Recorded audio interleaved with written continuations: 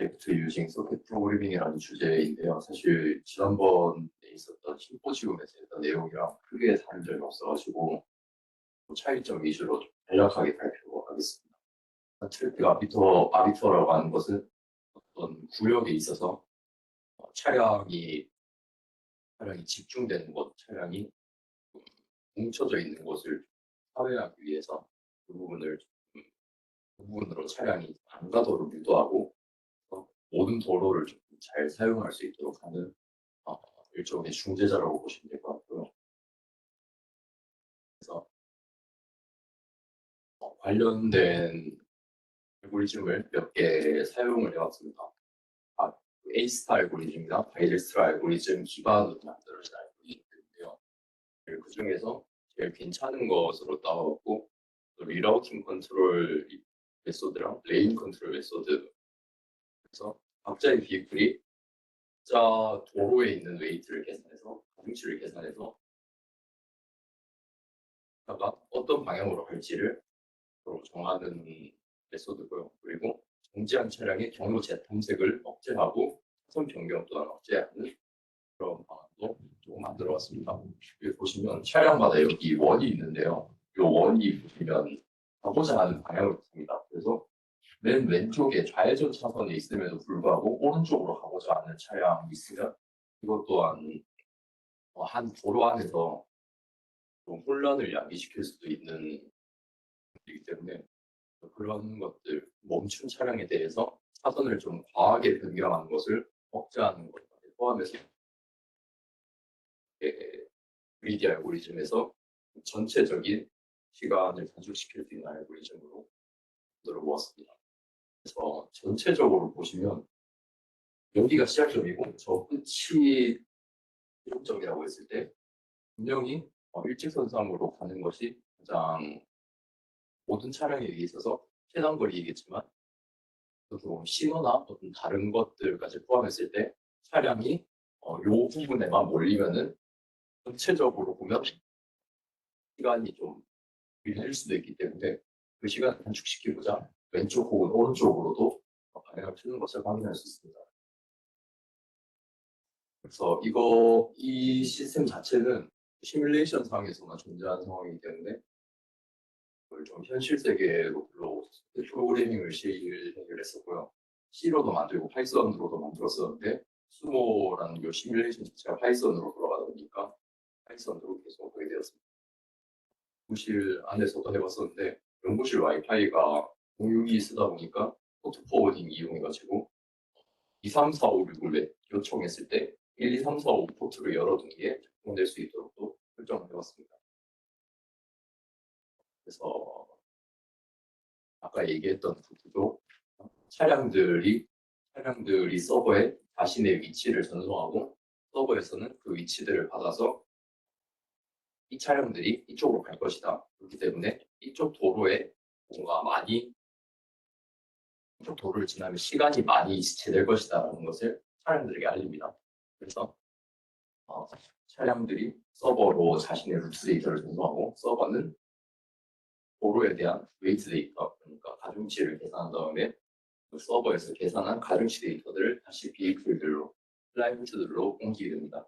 그러면 그 클라이언트들에서는 주어진 도로 데이터를 보고 다시 리라우팅 하게 되죠. 그리고 어떤 구역 내에 있어서만 이 서버가 작동하기 때문에 어떤 구역을 벗어나거나 비클이 시작하게 되면 클라이언트가 디스커넥트하는 방식으로 들어왔습니다.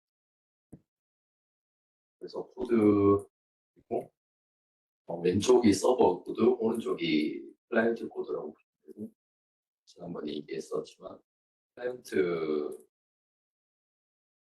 방식가 저희 집에 하나밖에 없어가지고 하나에서 멀티스레딩 이용해가지고 클라이언트들 여러 개를 서버에다가 연결시키는 오른쪽 영상은 보였을 거라고 생각합니다. 이쪽이 서버고 아래쪽이 클라이언트인데요. 클라이언트에서 각기 다른 포트로 연결해서 위에 서버에서 다른 포트로 받았음을 확인할 수 있고 이쪽 사진의 경우에는 사진이 움직여야 되는데 왼쪽 사진 경우에 제가 지난번에 질문을 하나 받았을 때 혹시 이게 멀티 스레딩이 아니라 멀티 프로세싱 포크 기반으로 만든 것이 아니라고 질문을 받았었는데 그리고 실행했었을 때 프로세스 수는 변하지 않고 스레드 수가 원래 3,600이었다가 이거 실행하는 순간 한 5,000 정도까지 되고 그래서 스레드를 그만큼 많이 사용해가지고 할 수 있는 거고 여기서 받았던 질문 그리고 제가 앞으로 해결해야 될 과정은 클라이언트 2,000개라는 건 사실 클라이언트 2,000개가 서버에 접속하는 곳이기 때문에 요 클라이언트들을 어떻게 핸들링할 것인가. 지금은 정확히도 라운드 로빈으로 이루어지고 있습니다. 그래서 2,000개가 라운드 로빈으로 또 돌리게 되면 당연히 렉이 발생할 수밖에 없고 그래서 지금 표현 중인 것으로는 현재 차량의 위치에 혹은 뭐 차선이나 자신의 차량이 어떤 다른 엣지로 갈 경우 그런 것들을 차이점을 스모 기준에서는 감지를 할 수 있기 때문에 그런 게 감지되는 경우를 이벤트로 설정해서 이벤트 드리븐 프로그래밍으로 하려고 합니다. 그래서 2,000개의 차량이 있더라도 각각의 차량에 대해서 이 차량의 위치가 변하게 되면 위치가 일정 이상 변하게 되면 그때 서버로 다시 요청을 해가지고 리라우팅을 하든 데이터를 다시 받든 그런 식으로 하려고 합니다. 당연히 요 자신의 위치가 변하는 것을 통제하는 작업은 서버에서 아니라 클라이언트에서 해야죠. 그래서 서버 과부하를 막을 거고 그 다음 제가 해결해야 될 문제는 서버와 클라이언트 간의 일의 분배입니다. 사실 왼쪽이 이렇게 딱 이게 달라서 왼쪽이 앞에서 제가 설명드렸는데요. 사실 조금 더 깔끔한 버전은 오른쪽 버전입니다. 왼쪽에서는 모든 차량이 서버로 자신의 위치 그리고 루트 정보를 전달해서 서버가 그 루트들을 가지고 오로들의 가중치를 분석해서 차량들에게 알려주고 차량들은 리라우팅하는 방식으로 이루어집니다. 오른쪽의 경우에는 조금 더 이상적인 경우인데요. 차량들이 서버로 자신의 루트 데이터들을 위치 데이터들을 전달하고 서버에서는 모든 차량들의 위치 데이터를 받은 다음에 모든 차량들의 루트 데이터, 모든 차량들이 얘는 어떻게 가야 되고 얘는 어떻게 가야 되고 그런 것들을 전부 다 클라이언트에게 전달합니다. 그러면 클라이언트들은 서버가 물어본 대로 가면 서버가 요청한 대로 하기만 하면 되죠 사실. 왼쪽의 경우에는 비클이 한번 리라우트를 해야 된다면 오른쪽은 클라이언트가 그냥 받은 대로 가면 되니까 그렇기 때문에 오른쪽 경우가 조금 더 이상적이어 보이는데요. 사실 서버가 할 일이 많이 늘어나는 것이기 때문에 양쪽 다 제가 시도를 해보고 어떤 차이가 있는지 그것을 알아보는 것도 제가 될 것 같고요.